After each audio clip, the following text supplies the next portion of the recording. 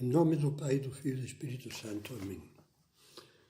Depois de termos refletido sobre o exame de consciência, começamos agora a 16ª meditação da série sobre a vida espiritual. E a nossa reflexão será sobre a leitura espiritual. Há muitos tipos de leitura religiosa, mas eu não vou falar agora de todos, nem sequer de vários deles. Apenas falarei de um, daquele que na linguagem clássica cristã se chama leitura espiritual, em sentido estrito, e que costuma fazer parte do programa diário das pessoas que querem levar a sério a sua vida interior. Consiste na leitura atenta e bem assimilada de um livro que trate de assuntos de vida espiritual, vida cristã, com boa doutrina e piedade. Esclarecimento sobre as verdades da fé, comentários aos sacramentos, orientações sobre a prática das virtudes, das devoções, etc. Convém ter presente que dentro do conceito de vida espiritual não entram só os temas de vida interior, mas também as virtudes e o modo de melhorá-las. A fé, a caridade, a paciência, a firmeza, a temperança, a constância, bem como os defeitos, a vaidade, a preguiça, a ira, a inveja, a desordem sensual, etc., e o modo de vencê-los.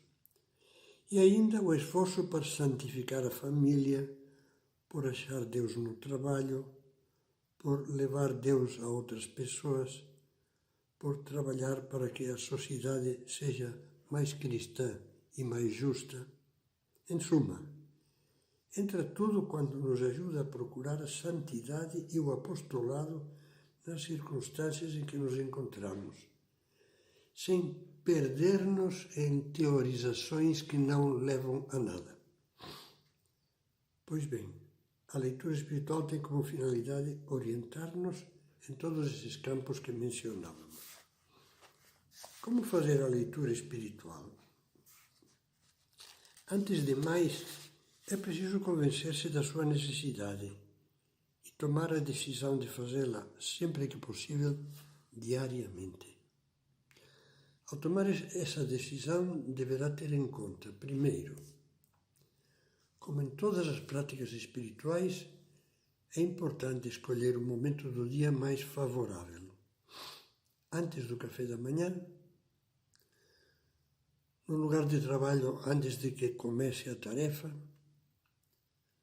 no começo da tarde, hora que pode ser útil para estudantes, para algumas mães de família, ao visitar uma igreja antes de voltar para casa, no ônibus ou no metrô, desde que possa sentar-se. Reflita e defina, por favor, defina. Será mais fácil definir o horário se levar em conta que a leitura não precisa ser longa. Ordinariamente bastam 10 ou 15 minutos para tirar um bom proveito dessa prática espiritual. Vivendo com constância, em pouco tempo, terá lido e aproveitado mais bons livros do que você imagina. Mais um conselho prático. Se você definir, por exemplo, 10 minutos de leitura, faça sempre 10 minutos como norma, nunca menos. Caso queira esticar essa leitura por mais tempo, ou deseje ler mais em outra hora, não há problema nenhum. Mas considere esse acréscimo como leitura extra. É só em relação ao seu programa definido, aos seus 10 ou 15 minutos bem definidos, que deve se sentir fielmente comprometido, com exigência responsável. Escolha bem em cada momento o livro de leitura espiritual mais adequado. Para isso é muito útil pedir conselho a uma pessoa de critério, que conheça a sua alma e as lutas da sua vida. Em todo caso, sempre que possível, procure ler um livro que vá ao encontro das suas necessidades espirituais e formativas, não um livro que satisfaça apenas a sua curiosidade. Uma vez escolhido o livro, leia-o devagar, pausadamente, em sequência e do começo ao fim, lendo, relendo, refletindo, rezando. Quem borboleteia nas leituras, debicando por curiosidade pedacinhos de vários livros ao mesmo tempo, sem completar nenhum, tira pouco proveito e permanece superficial na sua vida interior. Não importa quanto tempo demore a terminar um livro, mesmo que seja breve, que o livro seja breve. Também não importa, antes pelo contrário, reler vários dias em seguida os mesmos trechos do livro, se a sua intenção é a de gravá-los melhor para tirar deles mais proveito. Um livro bom pode ser relido todos os anos. Por exemplo, um clássico sobre a paixão de Cristo no tempo da Quaresma. Ou um bom livro sobre Nossa Senhora no mês de maio, que é o mês de Maria. Depois da leitura diária, ao fechar o livro, pergunte-se: o que foi que eu compreendi e que me ficou mais gravado? É muito bom ter o desejo de conhecer e de ler as obras clássicas de espiritualidade que têm ajudado inúmeras pessoas a se aproximarem de Deus. Como diz São José Maria, a leitura tem feito muitos santos. Para ter ideia do tipo de livros de que estou falando, vou citar uns poucos dentre os conhecidos mais universalmente. São Francisco de Sales, a Filoteia, chamada na realidade Introdução à Vida Devota. Santo Afonso Maria de Ligório, A Oração, um livro pequeno que é uma preciosidade. A Prática do Amor a Jesus Cristo, outro bom livro. As Glórias de Maria. Santa Catarina de Sena, O Diálogo. Santa Teresa de Ávila, O Livro da Vida. São José Maria Escrivá, É Cristo que Passa, ou Amigos de Deus. Citei uns poucos como exemplo. Há muitos bons livros, muitos livros de santos que agora seria impossível citar, além de numerosas obras de excelentes autores antigos e contemporâneos, que podem fazer um bem imenso à nossa alma. Pesquise, pergunte, sobretudo consulte a quem conhece esses livros, a quem lhe possa dar um bom conselho. Acredite na prática da leitura espiritual. Antes de encerrar essas considerações, queria ainda fazer 2 esclarecimentos. Não confundir a leitura espiritual com a oração mental ou a meditação.